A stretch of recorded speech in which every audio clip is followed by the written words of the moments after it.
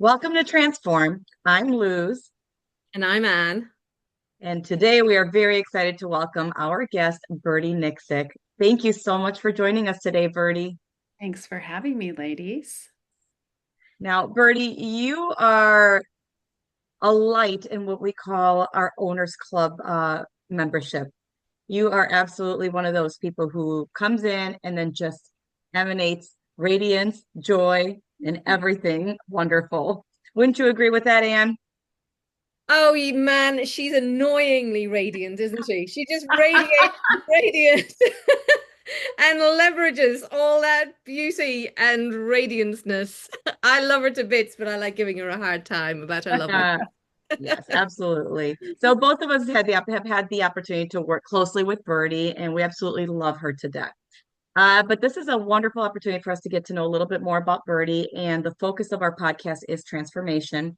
And so we would love for you to talk to us a little bit about where transformation has come into your life, and maybe something that nobody else knows about you, and how transformation has impacted you, whether negatively or positively. But then take us down that journey and that path of where you have come through that transformation and where you are now and where you will be headed. Mm, that's a lot. What do they call it? That's a 12-inch sub. Okay. Well, let's talk about that. So many people do know that I was an actress for a long time, 30 years. And I think the biggest transformation, of course, has to be that for me, because it was such a big part of my identity for so long. Um, Knowing as a kid that that's what I was called to do, and that was my calling, and I loved it. And I started my very first professional theater job was when I was 11. And then started my first job was actually a George Lucas film, my first Screen Actors Guild job.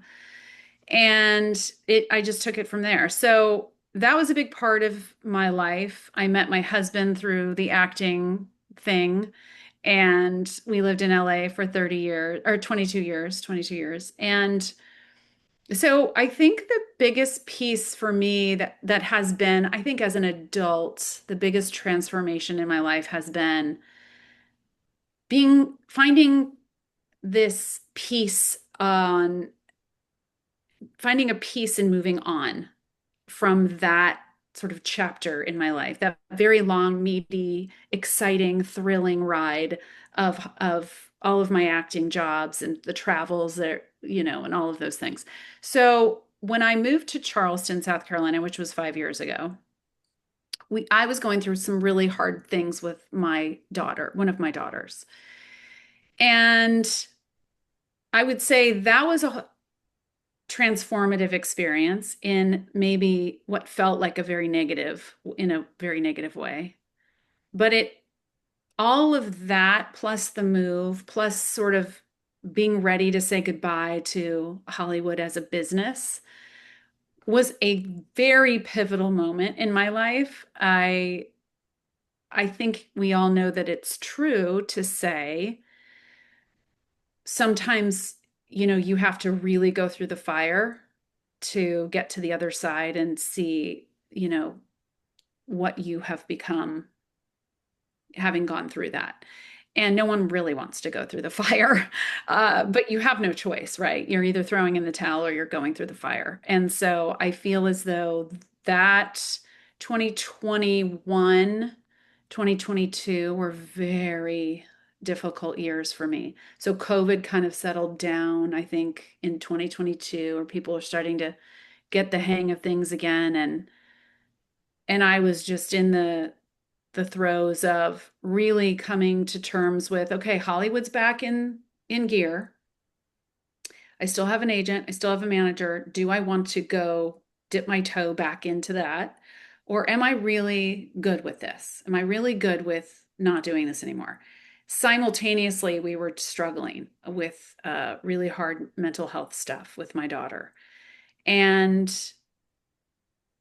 it I'll tell you, ladies, it took me off my feet. It was like nothing I've ever experienced and hope to never experience again, even though the person I am now is only because of what I had to go through. So I would say that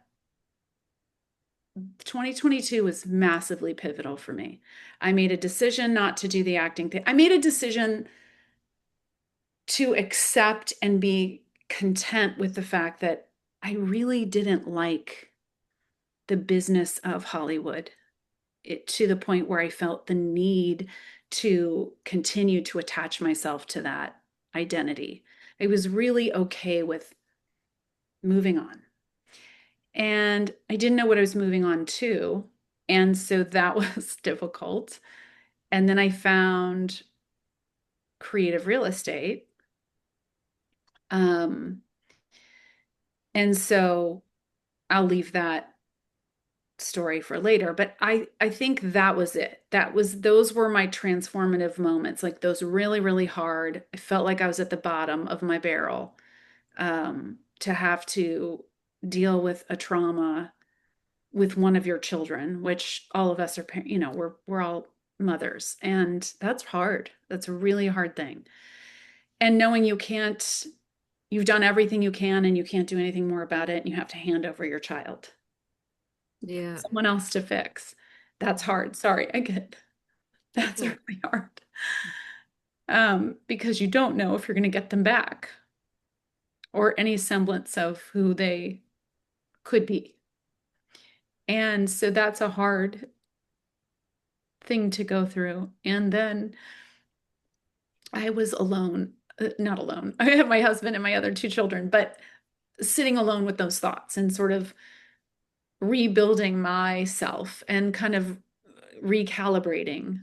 Um, took about, I would say, a good year of a lot of um, introspection, a lot of praying, a lot of meditating, a lot of internal temper tantrums, probably some external temper tantrums. And I finally, I really did. I do say this, and I really mean it. When I discovered pace in this world of the sub two community, it was just perfect timing. I loved the mindset aspect of those calls that happened with Keston and Marlon, and kind of stepping into that and opening my mind to this way of getting into real estate that I'd never really heard of. And I had a design company for many years in Los Angeles. And so it just started to open, sort of pull back the curtain a little, the light kind of shining on my face. And I just started to build and rebuild and rebuild. And I just felt like I discovered myself again. And the hunger for learning was like I had not felt in since I was in my early 20s. I all of a sudden felt this engine inside of me, might not just my soul, but my mind, and wanting to dig into all of the information and meet all of these amazing people that had such interesting stories, right? So I think just being in a place where I realized, oh, I could live to 106. I still have half my life left to live.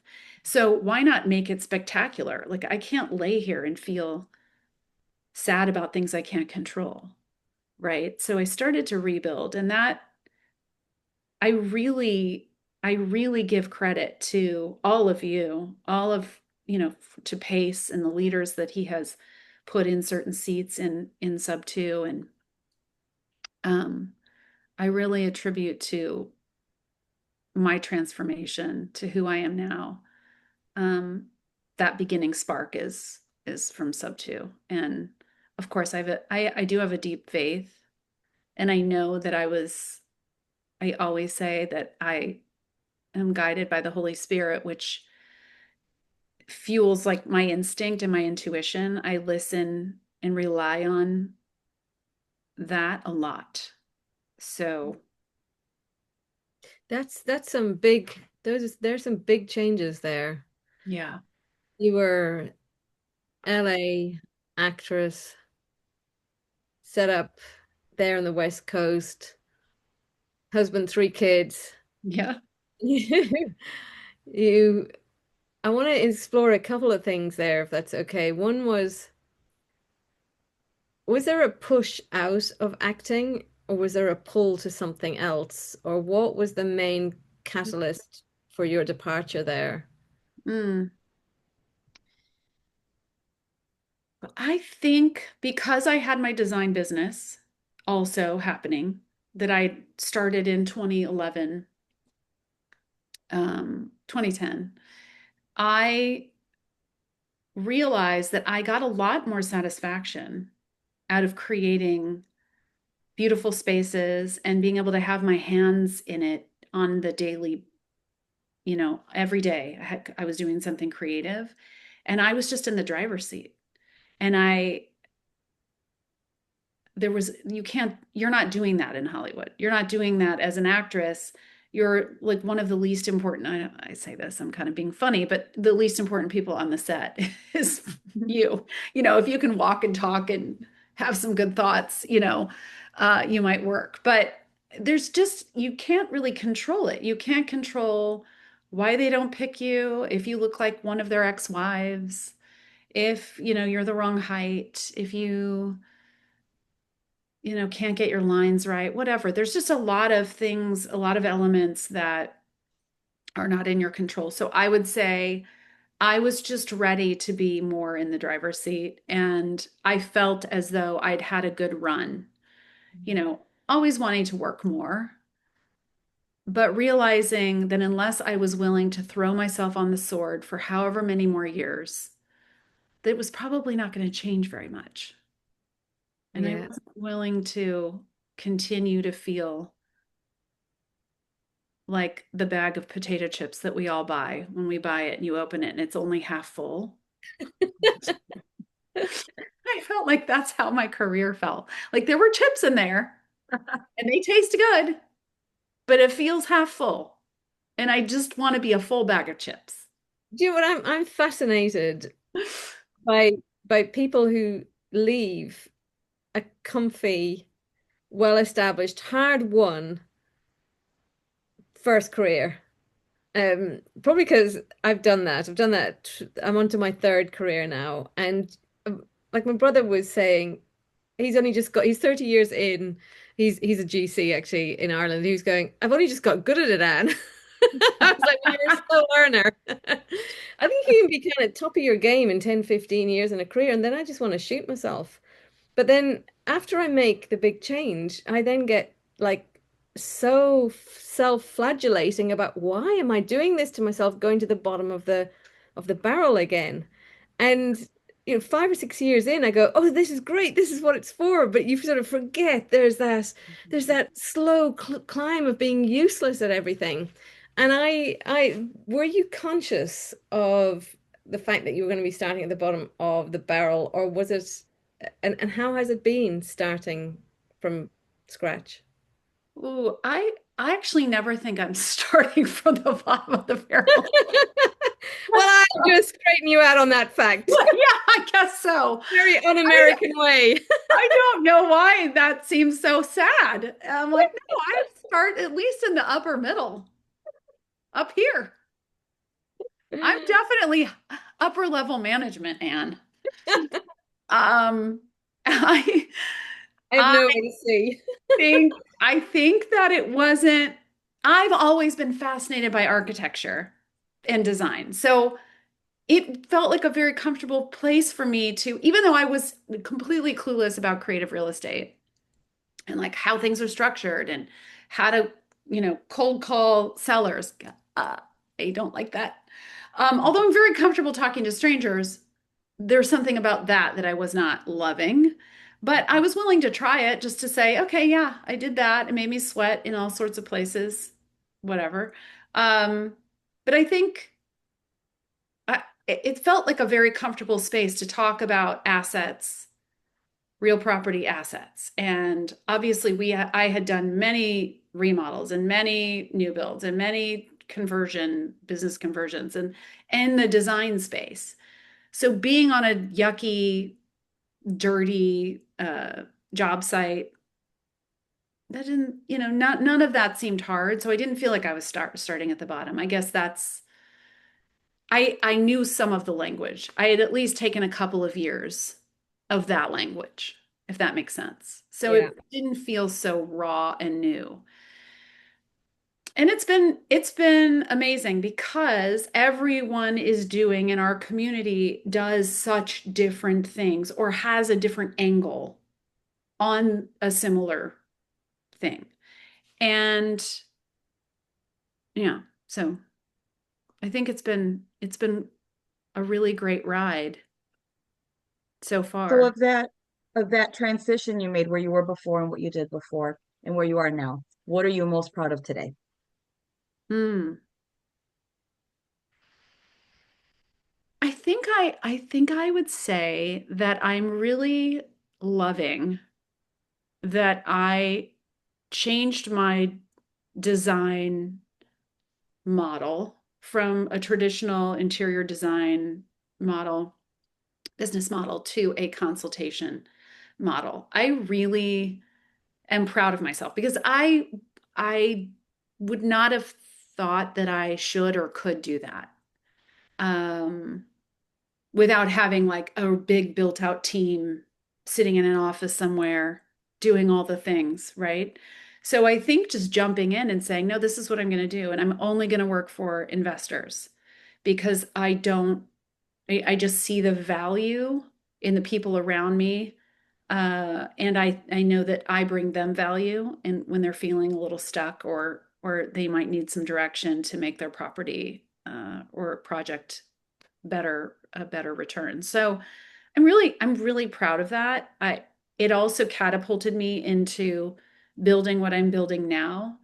I don't know where that light bulb came from, but well, I know it came from this is like what I'm supposed to be doing, this big disruptive thing. And what is that? It is. I'm glad you asked. It's called IE, which stands for Immerse Emerge, which is a full sensory immersion design studio. And I'm building out many across the country. It's coming to a city near you. Can't wait. So So, tell us a little bit more about what that looks like. so we all are familiar, most people are familiar with those immersive experiences, right? A lot Yeah. of people wear, you can wear the VR goggles or whatever, but most people know what that is, immersive experiences. So this essentially is a design lab that I'm building out in my initial goal is 10 locations around the nation so that anyone in the build, construct, engineering, development world can bring in their clients or their investors. And it is a space where they have uploaded, for lack of a better word, done an intake form with all of their files, all of their drawings, all of their renderings, sensitive lighting, scent technology, and sound. And you step into the spaces before they're ever built. And we finally have the technology today to create environments where you no longer have to bang your head against the wall and wait 6 months for people to understand how something's going to feel. You can do it in 60 minutes before anything is ever built. You can skip the line, and your clients and investors will know exactly what that space will feel like standing inside of it. And so, my goal is to solve the big screaming problem of project creep, or idea creep or stalling, because people just can't get on the same page. They just don't know what they're looking at. They can't, there's just a lot of people who don't understand when they're looking at something how they want it to feel like something, and that you can't make them feel something unless their senses are taking it in. So it shrinks that buy-in time and it shrinks change orders. So imagine you're doing a big development project and you can step inside the spaces with the drawings, the technical drawings, the mechanical drawings, and step inside and fix the problems before they are ever built. So that's what I'm building. Just a small little. Wow. That would be a game changer. In one of my past lives, we used to help major investors win huge big hospital schemes, like $2 billion worth, multi-hospital bills at the same time. The biggest challenges was getting the buy-in from key. Did you know when you design a hospital, you start around infection control bedside? It's the bedside. It's how the bedside is set up. And because that drives all these choices. And then you sort of work from there out. And then all these other people impact stuff, literally from where the consultants' cars are through to where the theater are for, it's a nightmare. And I remember once we actually went into like, I think it was a spare room behind the cafeteria to physically lay stuff out to help people understand who couldn't understand blueprints, renderings, whatever. And even then, with yellow tape on the floor, they didn't get it. We had to bring in stuff to prove that it would work. You can turn a bed with this space, all this kind of stuff.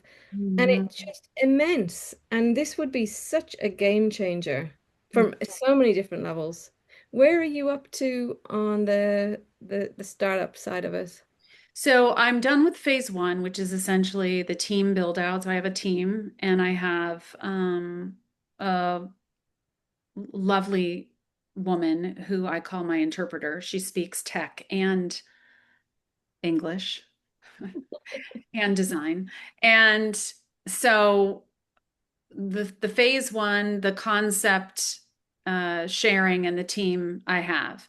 Now I'm in the angel fundraising stage, the first round of angel fundraising. And so I have some things to sort of iron out with the team as far as questions to be answered and things like that. So I will be getting decks to people and looking to raise the first 3.7 million from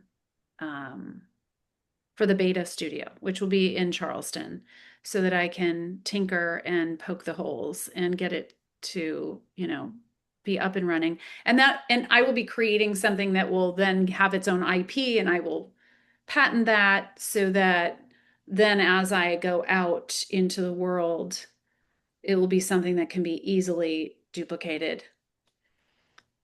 And so it's just a small little project. Little game changer. Yeah, small little $1 billion industry disruptor. Well, I don't even like to say a disruptor. It's a big innovation that we have been screaming from every angle of this space that we're all in, which is like a $3 trillion space. That to your point, Anne, it's like we do all sorts of monkey tricks to get people to understand what it's going to feel like, because everyone says feel, feel, feel. It's a 4-letter F word now. It's like, how do you get people to feel it? Well, you have to let them step inside of it. And now finally we have the tech to do that. So this is an amazing project, and you're talking about being in phase two now, and you are finding your angel investors. Somebody watching this podcast right now, if they want to be a part of this vision that you have, because it's amazing, it's huge. How do they get in touch with you? What can they do if they want to invest in your project, or they want to be involved in one way or another? Glad you asked. So I do have a landing page right now that we're building out. So it's ielab.ai, and there's a little, some information there about the project, and you can fill out a contact form there and I will reach out to you. That's how we're doing it. So I'm finishing up a deck now that I will also send out to interested parties. And I'm really looking for just a couple of people, one or two people to be the angel investors. And those will be for either as a debt instrument or as convertible shares in the company. And what will the 3.7 million achieve? What will it be fully operational? Is it minimum viable? Are you yet able to see what's the difference between your minimal viable and your aspiration? Mm.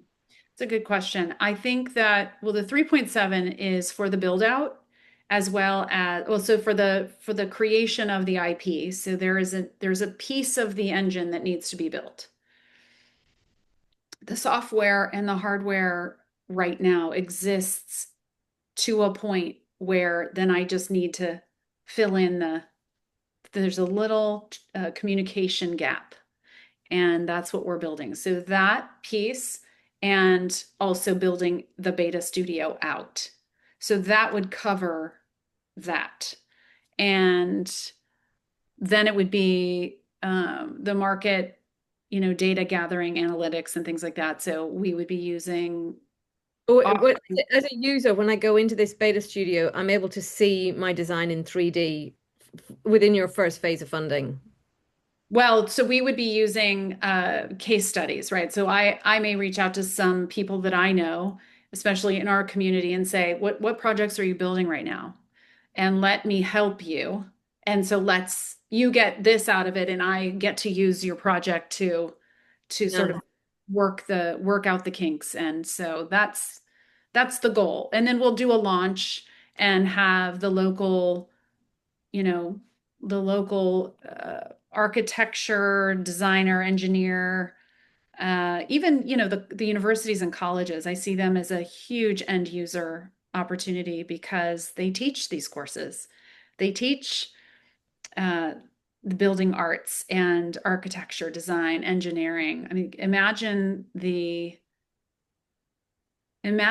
use for universities and trade schools and colleges wanting to do, hey, we're going to go, even history departments. What if you came in and you had some really cool experience that you could use the lab for? I mean, it's really endless user pool. I love your stage, or I love the whole thing, and I love your stage two. We were talking about it before, where you can do your purchasing. Mm. What's the word? You can go, oh yes, I want one of those. Oh no, let's change it to one of those. Yes. Yeah, so the renderings will all the work that is typically done from an architect or a designer or whatever, that will still be done, but now you're going to be able to walk your clients into it, and they will know the lights will go on, right? And so they're going to go, this is it. This is what I want. This makes me feel all the feelings. And so then you will go into the lounge next door and sit down and talk about it and do all the things. Birdie, this is amazing. I actually cannot wait to walk through and experience one of your immersion spaces firsthand. Thank you. Honestly, it's such an exciting idea. And I know that you've been working on this for a little bit and you're now starting to talk about it. Thank you for sharing that with us. Also, thank you for sharing your incredible story of transitioning and being so raw with us, because I know it's not easy to talk about uh, difficult times in our life. And that is something that the more we talk about it, I think the easier it gets, but it's still not easy to share. So thank you so much for that. Uh, this is the end of our podcast. We loved having you on. Yeah, we And need any last way more minute birds and than words? I know we need definitely more time. We can do a part two. I would that. love to do a part two because I actually would love to learn more about your time in Hollywood. I know we've transitioned on and moved past Yeah. that, but I would love to hear stories about Well, I Hollywood. have some fun stories, so we could do that I'm next. sure you do. Well, Yeah. again, thank you so much for being with us today. And any last words you'd like to give, Birdie? No, just to reinforce, thank you, Birdie, and thank you for the certainly sharing about that tough couple of years in the early 2020s. And I completely agree with Luz. The more you talk about it, the more you normalize something that felt like a very personal, Mhm. death-defying killer experience. But you are a light. Your God-given wonderfulness shines through all the time. And I'm really grateful to know you. and grateful to learn from you. So thank you for your time and for sharing your experience with I us. love you both. Thank you.